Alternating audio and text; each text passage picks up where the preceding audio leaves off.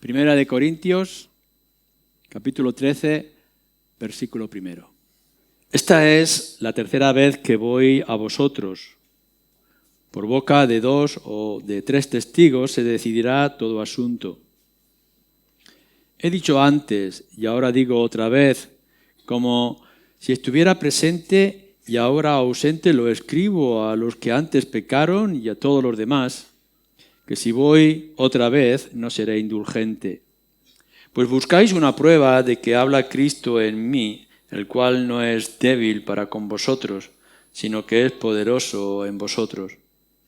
Porque aunque fue crucificado en debilidad, vive por el poder de Dios. Pues también nosotros somos débiles en Él, pero viviremos con Él por el poder de Dios para con vosotros. Tenemos aquí en estas primeras líneas un ejemplo de lo que es o puede ser la doctrina, los principios cristianos, la enseñanza acerca del Señor Jesucristo aplicado en un momento o circunstancias concretas. Es una muestra más de que todo lo que nosotros podamos ver como doctrina, teología, acerca en este caso del Señor Jesucristo, lo podemos aplicar a la vida general, tanto de la Iglesia como de cada uno de nosotros. Pablo continúa con su plan, como aquí nos manifiesta, de viajar a Corinto. Según nos dice él, será su tercer viaje y el contexto es el que tiene que tratar de algunos asuntos, tratar con el pecado y con actitudes que se estaban dando dentro de la iglesia, actitudes que podríamos considerar pecaminosas, nos dice el capítulo anterior, desde el versículo 20. No solamente era la oposición que él había estado recibiendo, sino también actitudes que se estaban dando en la iglesia de Corinto, que ya manifestaba en un principio en la primera carta que él escribió, la primera de Corintios. Él dice que tendrá que ir a hacerlo delante de testigos, 2 o 3 testigos. Algo que es un principio bíblico, porque desde el principio de las Escrituras nos dice que todo asunto se ha de definir o decidir con 2 o 3 testigos. Deuteronomio, la ley, capítulo 19, nos lo está diciendo también. Así que él dice, voy a ir, pero yo no voy a tratar las cosas de manera privada, sino que lo voy a hacer de manera pública y habrá testigos ante las situaciones que tenemos que afrontar como iglesia aquí en Corinto. Y nos dice en estas líneas que él está escribiendo a todos, es decir, es una carta a la iglesia, pero que particularmente se está refiriendo a aquellos que pecaron y que han hecho las cosas de manera inadecuada, indigna o inmoral. Las últimas líneas que se hacen del capítulo 12, antes de entrar en estas, nos muestra que había algunos asuntos realmente serios que tenían que tratarse en la iglesia de Corinto, que directa o indirectamente estaban afectando a toda la congregación. Así que dice, voy a ir, voy a tratar estos asuntos con vosotros, lo haremos delante de testigos, será una reunión pública. Estoy pensando particularmente en los que han ofendido, los que han hecho mal, y no voy a ser indulgente. Si de alguna manera habéis considerado, dice Pablo, que yo puedo haber sido indulgente en las cartas, en comentarios, en decisiones o actitudes, no será así cuando yo esté presente delante de vosotros. En el capítulo 1, versículo 23, nos dice que él era indulgente a la hora de acercarse y de tratar a ciertos asuntos desde la distancia, pero ahora que va a estar allí, dice, no lo voy a ser. No voy a ser indulgente porque el problema en sí, como hemos visto en más de una ocasión, el problema en sí no es el pecado. Pues ¿quién hay que no peque? El problema es la falta de arrepentimiento, la constancia en esa ofensa, el continuar en el pecado sin tratar el asunto de manera directa. Pablo no va a llegar allí diciendo, oye, he descubierto que vosotros sois pecadores. No, va a ir a la iglesia a decir, a ver de esos pecadores que no están ordenando su vida y a ver por qué la iglesia está permitiendo estas situaciones. Así que no será indulgente en todo esto. Y entonces, cuando está trayendo estas palabras de cuál va a ser su actitud cuando llegue a la iglesia de Corinto, como el apóstol que es, de parte del Señor, siervo de Cristo, entonces dice, voy a daros prueba de que Cristo obra en mí, o de que Cristo habla en mí. Es decir, que lo que yo voy a decir, dice Pablo, lo que yo voy a tratar será como portavoz del Señor Jesucristo. Él no va a ir allí trayendo sus propias opiniones o convicciones, sino que se va a acercar a la iglesia como lo que es representante de Cristo, portavoz del Señor Jesucristo, y mostrar que Cristo habla a través de él. Ni yo, ni nadie hoy en día puede decir con la misma autoridad que hace Pablo, que va a ser portavoz de un mensaje o de la enseñanza o de las aplicaciones del Señor Jesucristo. Pero de la misma forma sí que podemos decir que cuando tratamos todo asunto como estos que se nos van a describir, lo vamos a hacer a la luz de las Escrituras y por tanto seguimos siendo portavoces de la palabra de Dios o de nuestro Señor Jesucristo. Y cuando está diciendo Pablo esto, y lo podemos decir hoy en día en nuestras situaciones, trae un argumento acerca de toda esta situación que es a lo que yo quiero referirme en esta mañana, acerca de Cristo y de las implicaciones que esa enseñanza acerca de Cristo tiene que ver con Él o con ellos, los apóstoles en particular, a la hora de tratar los asuntos que quiere tratar en Corinto y cómo nosotros lo podemos tratar o sentir en el día de hoy. Así que hay 5 cosas en esta posición que Pablo tiene a la hora de acercarse a la iglesia de Corinto. Lo primero que nos dice, vamos al versículo 4, después de haber hecho esta introducción, porque, refiriéndose al Señor Jesucristo, aunque fue crucificado en debilidad, vive por el poder de Dios. Pues también nosotros somos débiles en Él, pero viviremos con Él por el poder de Dios para con vosotros.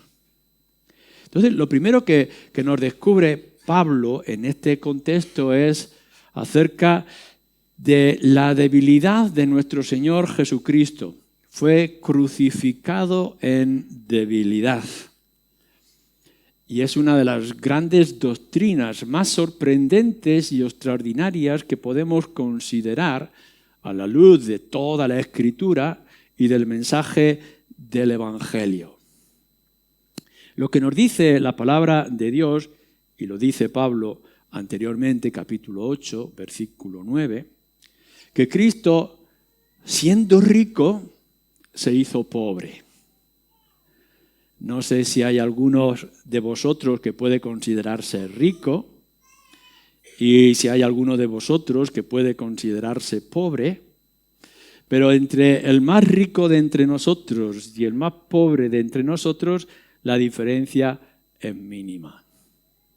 Y aún así sería un esfuerzo, un cambio, que alguno pudiera considerarse en una buena posición social, económica, etcétera, y se hiciera pobre, pero no es comparable a lo que la palabra de Dios, la Escritura, nos manifiesta acerca de nuestro Señor Jesucristo.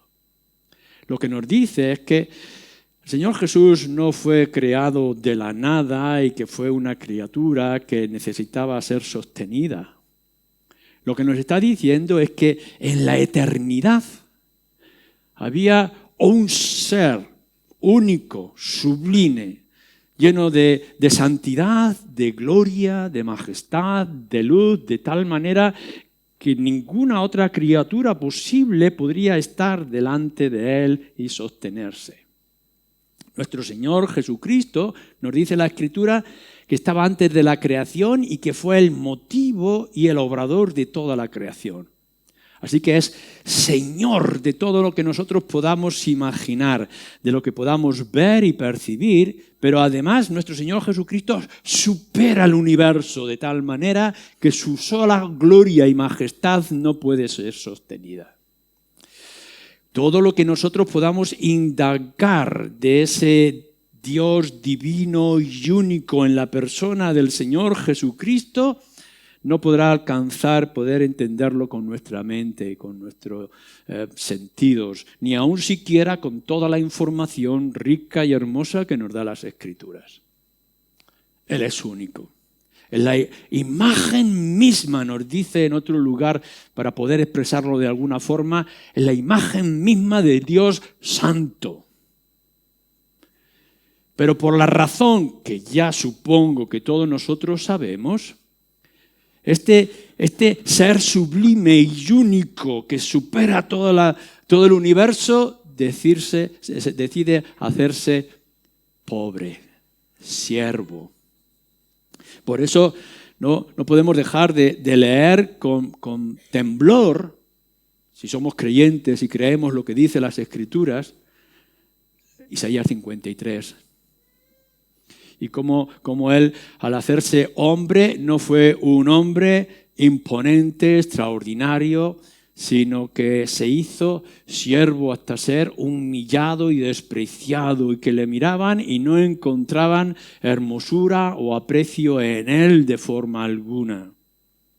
O podéis leerlo en una versión del Nuevo Testamento, en la carta del apóstol Pablo a los Filipenses y en el capítulo 2. Él, siendo la imagen de Dios y siendo sublime en hermosura, se hace siervo. Y siervo sufriente hasta la muerte. Y la muerte horrible de la cruz. Él fue crucificado en debilidad. Y por eso nosotros somos cristianos. Por eso somos de Cristo. Porque nuestro evangelio es Cristo y es este Cristo. Separarlo de todo el Cristo del folclore, de las supersticiones, de las religiones y centrar vuestra mente y vuestro corazón en este Cristo sufriente, en este Cristo en debilidad. Lo hemos dicho muchas veces y lo tendremos que repetir, por lo menos porque está así en mi mente y en mi corazón de manera constante. La mayor muestra del poder de Dios, la mayor muestra del amor de Dios para que un mundo como el nuestro se basa en la cruz, en el Señor Jesucristo. No en las grandes cosas de abrir un mar, de detener el sol, como nos dice en Josué, o de cuántas otras doctrinas extraordinarias que podríamos admirar. No, la mayor muestra donde descansa el poder del cristianismo está en la cruz. De alguna forma que nos dice la Escritura que nuestro Señor Jesucristo se presenta a nosotros no como el sentado en un jinete, como un jinete en su caballo con la espada para conquistar a los enemigos y dar libertad al pueblo de Israel, como pudieran imaginar los macabeos en el tiempo de guerra y de conflicto, de invasiones. Nuestro Señor Jesucristo no vino con un gran ejército, aunque podría haberlo hecho, no vino con toda su fuerza y majestad, porque nadie podría detenerlo, sino que vino como, he aquí, dice Juan, el Cordero de Dios que quita el pecado del mundo. Y cuando nos está diciendo esto, nos está hablando del Cordero del sacrificio. La imagen de liberación en el Antiguo Testamento, donde se expresa la mayor liberación. La liberación no está en que el pueblo judío cuando estaba en Egipto se levantaría en armas y que liberaría con la fuerza y el poder de Moisés. Estoy pensando en algunas falsas películas que hacen de Moisés. Él no está en fuerza alguna. Tiene una tremenda debilidad. Y la muestra es cuando les dice: sacrificaréis un cordero y con su sangre marcaréis vuestras puertas para que el ángel de ira no caiga sobre vosotros, sino por los primogénitos de Egipto. He aquí el Cordero de Dios. Y lo que nos dice es que era necesario presentar nuestra liberación y perdón de los pecados con un repetir constante del Cordero que era sacrificado como propiciación en el altar vez tras vez. Y ahora cuando nosotros alcanzamos el Nuevo Testamento y nos fijamos en los evangelios, en los 4 evangelios, cómo va la línea hasta llegar hasta el final de los capítulos donde podemos ver a ese Cordero que se ofrece a sí mismo para ser sacrificado o crucificado en una cruz. Y no estamos mirando como en cierto momento nuestro Señor Jesucristo dice: yo podría haber traído una legión de ángeles que me defendieran. Pero este no es el plan. Esto no era el proyecto. Esto no fue la decisión de la eternidad. La decisión de la eternidad es que, aun siendo Él gran poderoso que podía haber transformado el universo y darle la vuelta como Él quisiera, decidió en cierto momento hacerse hombre. No vino en primer lugar como el león de Judá, sino como el Cordero. Y se dejó sacrificar en el altar, crucificar en la cruz. De esto es lo que está hablando esta doctrina que Pablo está citando. Cristo fue crucificado en debilidad. Y cuando estamos viéndolo en este hombre débil y nos podemos imaginar toda la situación que nuestro Señor Jesucristo tuvo que experimentar. A los suyos vino y los suyos no la recibieron. Y podemos imaginar cómo Él fue trayendo el mensaje que se repetía en Isaías y en todo el Antiguo Testamento por todas las aldeas, pueblos, ciudades de Jerusalén, anunciando: ha venido el Rey, porque ahora ya está aquí en medio de vosotros el reino. Y los suyos no entendieron, no quisieron entender y lo ignoraron.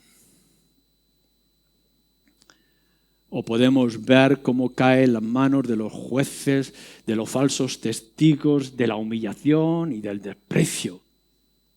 Cómo Él podría haber detenido toda aquella violencia, toda aquella maldad de corazón, pero fue todo lo contrario. Nuestro Señor Jesucristo se deja juzgar injustamente, se deja desnudar delante de todos, se deja despreciar, escupir, golpear y sangrar y ser clavado en la cruz. Como lo despreciaban los mismos romanos. Como estando Él en la cruz decían: si tienes poder, baja de la cruz, sálvate a ti mismo, le dice el ladrón que estaba con Él. No podemos encontrar ninguna muestra de fuerza, de poder y de control. No porque no lo tuviera, sino porque no quiso manifestarlo.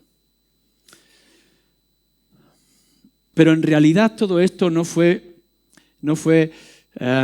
debilidad delante de los judíos o de los jueces del pueblo de Israel. No eran sus mayores oponentes. Los mayores oponentes no era el pueblo de Israel. Ni siquiera el poderoso romano. Roma no tenía ningún poder sobre él, en realidad. No tenía ningún poder sobre la persona del Señor Jesucristo. Si vemos en los últimos acontecimientos, cuando Cristo se manifieste, sí, como el poder, y entonces sí, como el león, ni todas las naciones unidas podrán hacerle sombra, y solamente con su presencia aniquilará a todos sus enemigos. ¿Quién es el imperio romano para oponerse ante él? No era el pueblo suyo quien le dominaba y le humillaba.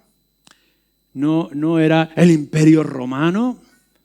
ni siquiera el más grande y destructor de los enemigos. Y podemos ver aquí al principio de su ministerio el mismo Satanás y tentándolo.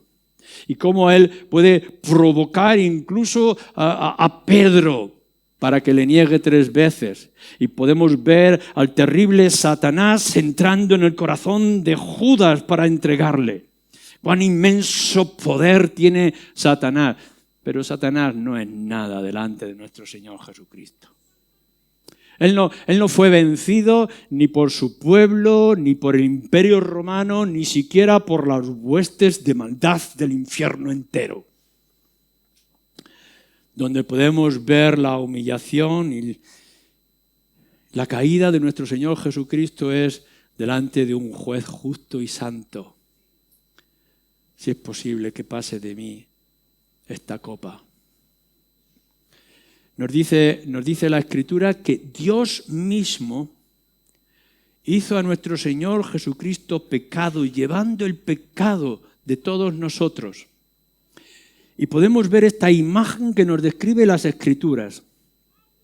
Él es puro, Él es sin mancha, no ha cumplido, no ha hecho ninguna felonía, ninguna maldad a lo largo de toda su vida, 30 y tantos años de pureza y de santidad. No se le puede encontrar ni una sola falta, por pequeña que pudiéramos imaginar. Él cumple todas las demandas de las Escrituras y agrada al Padre en todo lo que el Padre le ha demandado. Y aún así podemos encontrar a nuestro Señor Jesucristo abandonado por el Padre. ¿Por qué? No porque Él hubiera hecho nada, sino porque nosotros habíamos hecho mucho. Y el pecado de su pueblo estaba sobre Él.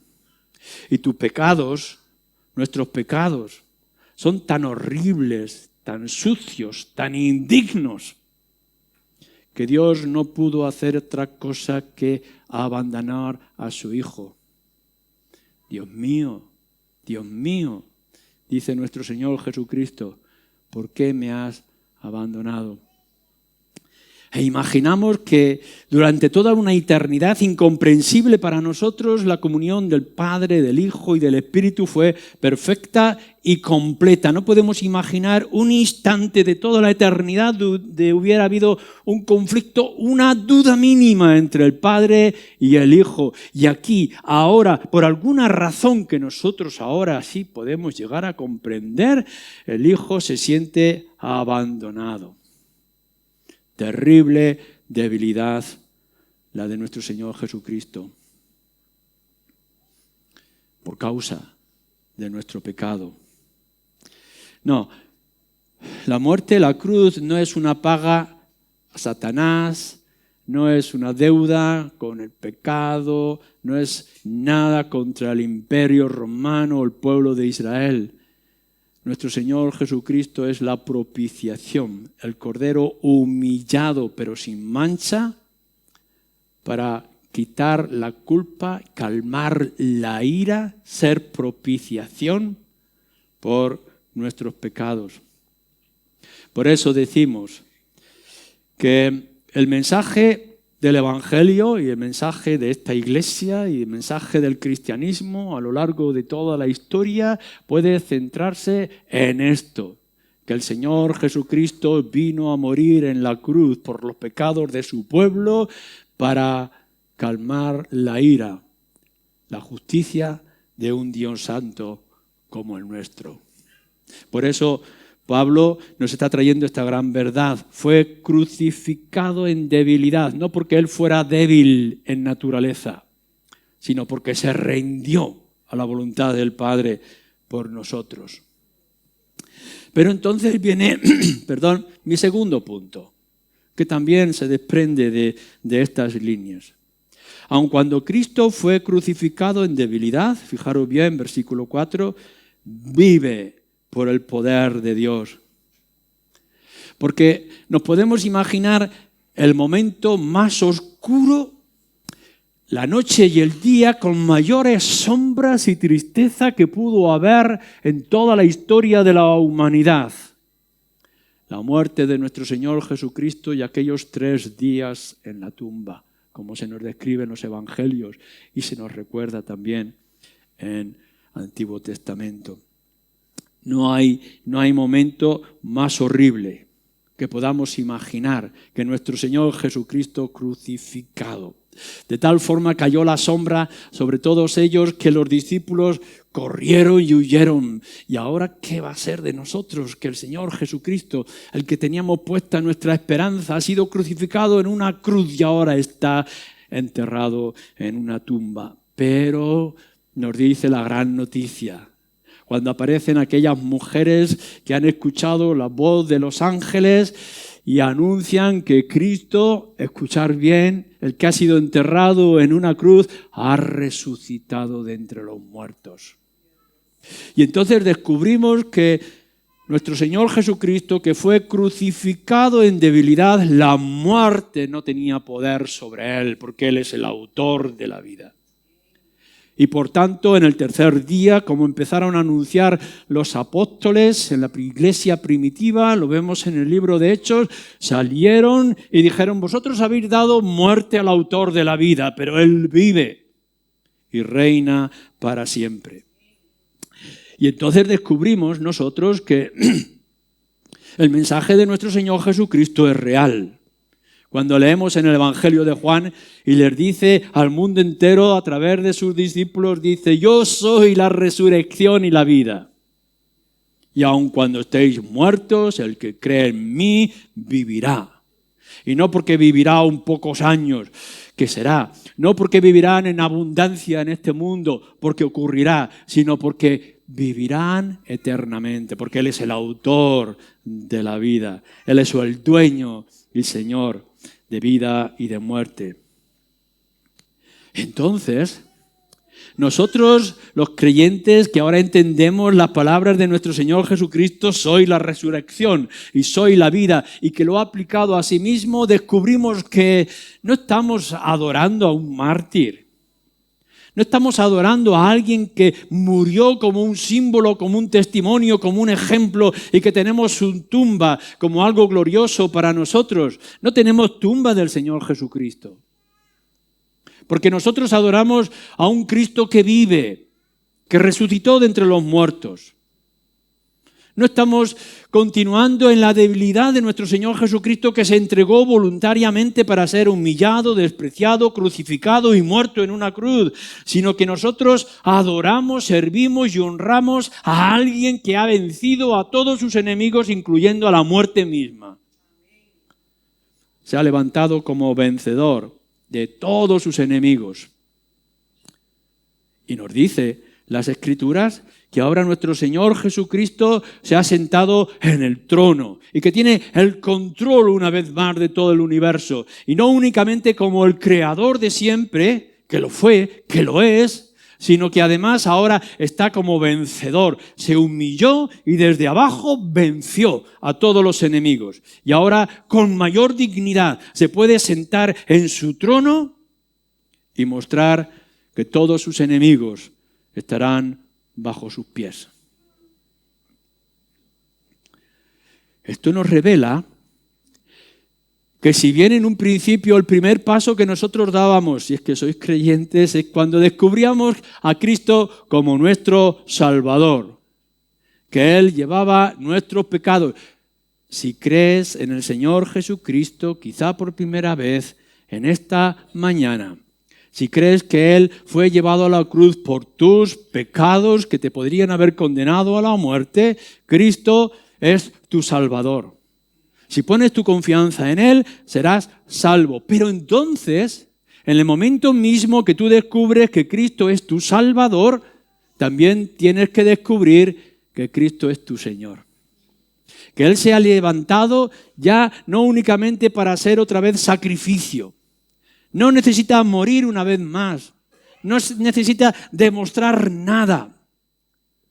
Sino que ahora ha venido para mostrar su señorío y su dominio. Por eso las Escrituras nos dicen que Cristo es cabeza de la Iglesia. Y demanda, fijaros bien la palabra, demanda que todos y cada uno de los suyos se someta a su voluntad. Ya no hay ninguna otra opción ni ninguna otra salida que nosotros podamos imaginar. Ahora es Señor de su pueblo. Y es como capitán, y es como el general, y que nos guía y nos llevará hasta la victoria final. Pero entonces, Pablo, en tercer lugar, nos dice que por esta doctrina fundamental, tan extraordinaria y sorprendente, que Cristo fue crucificado en debilidad, pero que fue levantado por el poder de Dios para vivir, que Él vive y reina para siempre, es por eso que Pablo dice que es débil en Cristo y que está en debilidad. Lo que está diciendo es que todo lo que significa acerca de Cristo, que lo ha implantado en su propia vida y en su ministerio, lo manifiesta en debilidad constante. Pablo nos está describiendo en el capítulo 4, fijaros bien cómo él va a definir las consecuencias y circunstancias de todo su ministerio. Si tenéis en el capítulo 4, versículo 8, que estamos, dice Pablo, con sus compañeros atribulados en todo, mas no angustiados, en apuros, mas no desesperados, perseguidos, mas no desamparados, derribados, pero no destruidos, llevando en el cuerpo siempre por todas partes la muerte de Jesús, para que también la vida de Jesús se manifieste en nuestros cuerpos.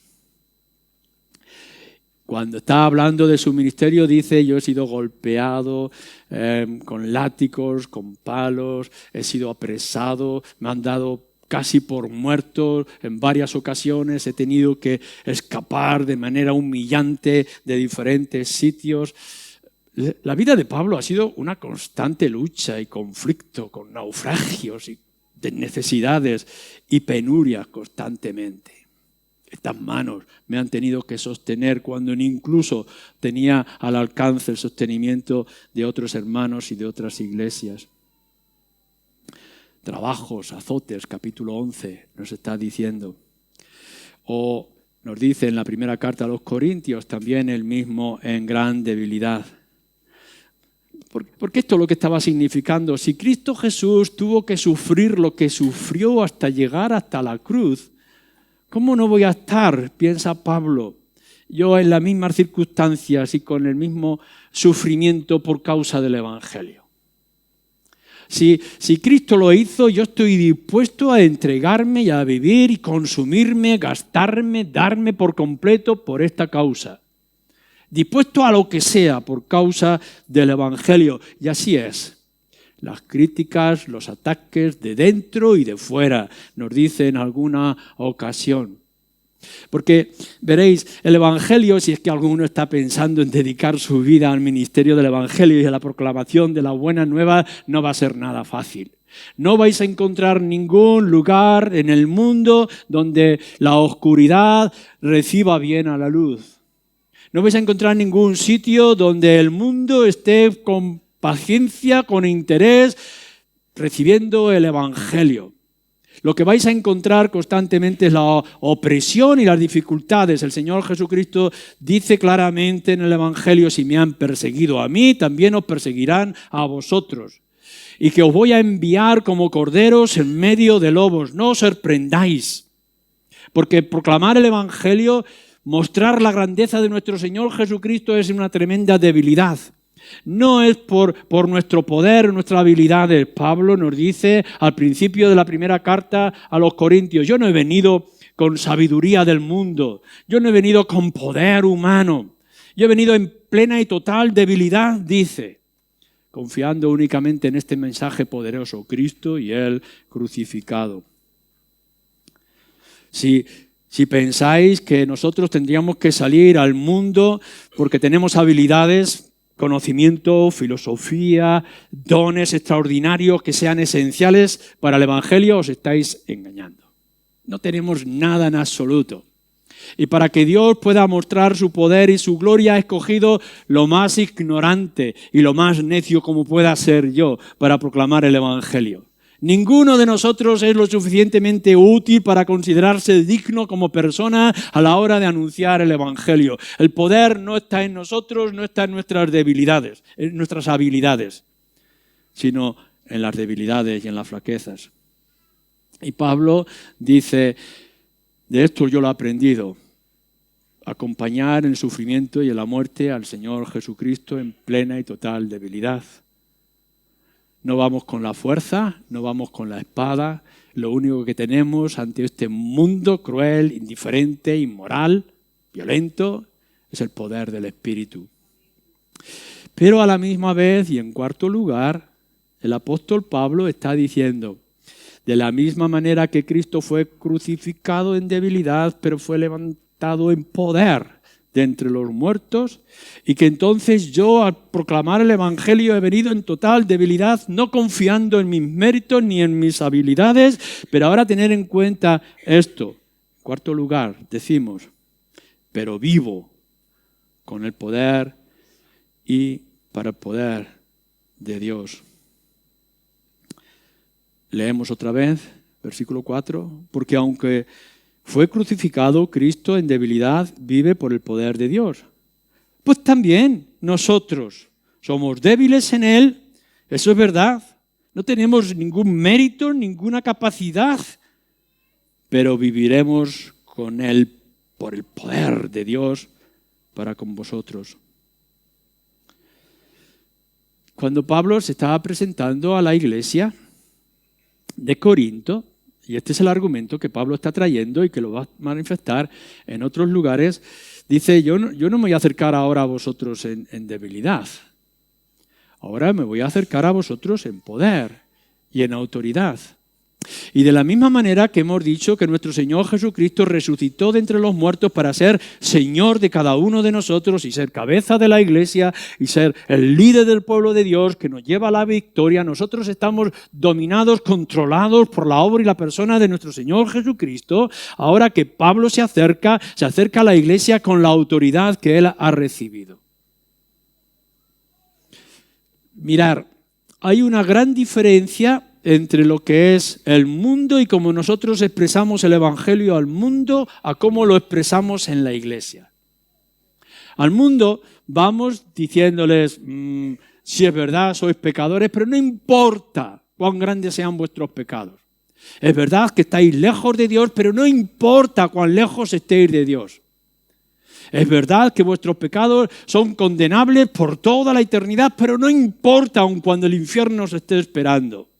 ¿Por qué? Porque hay un evangelio glorioso y extraordinario. Si en este instante crees en el Señor Jesucristo, entonces encontrarás las puertas del cielo abiertas, porque no son tus méritos, sino los méritos de nuestro Señor Jesús. Pero ese mensaje va a cambiar de alguna manera cuando se refiere a la iglesia. Pablo, en la primera de Corintios, está diciendo, yo no estoy diciendo que os apartéis de toda fornicación, de todo pecado dentro del mundo, porque el mundo ya será juzgado en su momento. Pero en la iglesia esto no se puede dar. Nosotros ahora que hemos sido transformados por la persona y la obra del Señor Jesucristo, tenemos que ser luz en la iglesia. Y por tanto no es permisible en ninguna manera el pecado o la práctica del pecado. Al mundo le ofrecemos el Evangelio al Cordero de Dios, al Cristo debilitado, al Cristo resucitado. Pero a la iglesia tiene que ser diferente y tiene que ser distinto. Leamos juntos, fijaros lo que nos dice en 1 Corintios, como ya he citado, el capítulo 6.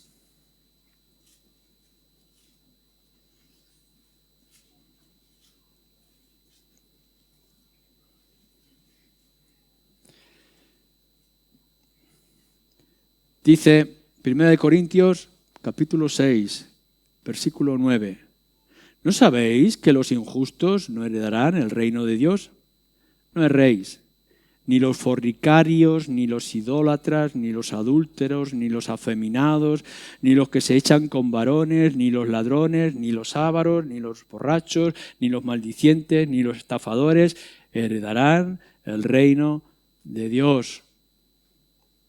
Y esto erais algunos, mas ya habéis sido lavados, ya habéis sido santificados, ya habéis sido justificados en el nombre del Señor Jesús y por el Espíritu de nuestro Dios.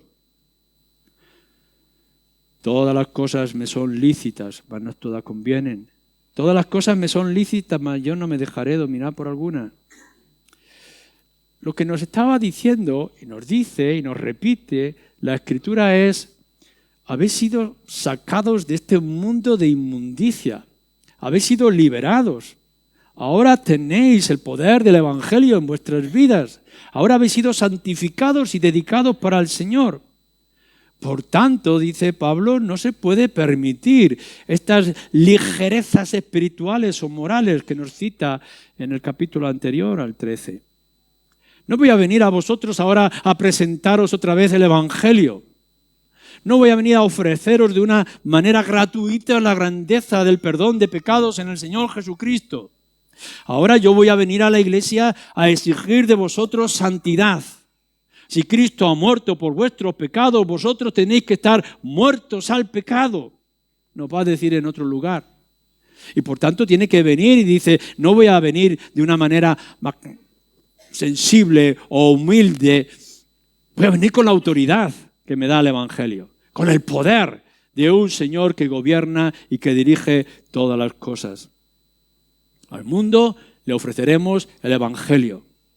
A la iglesia le pediremos santidad. Y entonces, en quinto lugar, en la manera en que Pablo se está presentando, tomando esta doctrina acerca de nuestro Señor Jesucristo, ¿qué decimos nosotros todos los creyentes? ¿Cómo lo podemos sentir o lo podemos expresar? Cristo es poderoso. Y es poderoso para con nosotros. Él nos protege ahora contra el Hades, el infierno. Dice que golpea las puertas de la iglesia y que intenta destruir el mismo infierno, Satanás a la cabeza. Pero nuestro Señor Jesucristo es nuestra defensa y Él es nuestro escudo. Nos dice la Escritura que claro que vamos a pasar por pruebas y dificultades, ¿quién no? Constantemente tenemos pruebas y dificultades, pero nos promete y asegura que habrá salida para cada una de esas pruebas. Y nos dice que es verdad que vendremos como en medio de lobos dispuestos a devorarnos. Pero también nos dice que yo estaré con vosotros todos los días de vuestra vida. Que Él va a ser nuestro defensor personal. Nos dice que el diablo anda como león rugiente detrás de cada uno de nosotros, los creyentes, intentando devorarnos. Pero también nos dice que nos dará la fuerza para poder resistirle. Nos dice Romanos 6, que aun cuando el pecado pueda morar en nosotros, como se ha orado anteriormente, ya no hay señorío del pecado. Así que es verdad que hay un susurro que te dice que me sigas, que hay un soplar en tu oído que te dice que vayas detrás del pecado como antes, que desees mirar hacia atrás como la mujer de Lot, pero a la misma vez hay algo que te dice: puedes resistir, sigue adelante. Nos está diciendo que ahora cada uno de nosotros, sus hijos, tiene el poder del Espíritu morando en sus corazones. No estamos solos. Podemos vencer y podemos resistir.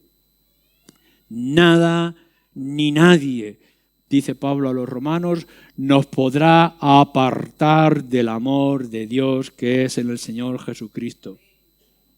¿Estamos seguros? Cristo es el que tiene el control de nosotros. Pero Él es poderoso también en nosotros. Y por tanto deberíamos de tener palabras de poder y de autoridad en nuestras bocas. Dice, yo os voy a dar el Espíritu que vendrá y os pondrá palabras en vuestra boca para que seáis testigos incluso delante de los mismos reyes. que podréis recordar por la obra del Espíritu las cosas que yo he enseñado para que las podáis comunicar al mundo que está a vuestro alrededor. Tenemos el deber, no solamente el privilegio, sino el deber de anunciar el Evangelio al mundo que nos rodea. Nos está diciendo en otro momento que en cierto lugar, en cierto momento en la historia que ha de venir, llegaremos a juzgar a los ángeles. Nosotros, que somos más pequeños que los ángeles, juzgaremos a los ángeles, porque hemos conocido, hemos vivido, sentimos el Evangelio, hemos alcanzado lo que era inimaginable. Pero tenemos la responsabilidad a la hora de pensar que sí, podemos proclamar el Evangelio, el Espíritu está con nosotros, tenemos el gran poder y la autoridad. Se espera de ti y de mí santidad en nuestras vidas. El Señor ya juzgará, dice Pablo, al mundo. Él es el vengador, Él actuará. Pero no podemos consentir ciertas cosas en la iglesia. Así que Pablo dice, yo fui a vosotros con debilidad, con mucha flaqueza, con mucho temor, y os prediqué el Evangelio. Claro que sí, pero ahora no voy a ser indulgente. Ahora iré a vosotros que decís ser cristianos, habéis entendido el Evangelio y lo habéis recibido en vuestro corazón. No voy a ser indulgente. Y tendremos que tratar con testigos estas cosas. Porque el Señor no quiere ahora un pueblo que sea arrastrado, dominado y controlado por el pecado. Sino que quiere un pueblo que diga no al pecado y sí a la gloria de nuestro Señor Jesucristo. Y entonces tú, sea quien seas, y todos nosotros como iglesia, tendremos que preguntarnos en esta mañana, gracias damos por el Señor Jesucristo, que murió en la cruz por nuestros pecados. Pero ¿y ahora? ¿Y ahora qué? ¿Estamos dispuestos a traer santidad en nuestra vida, a poder entregarnos por completo?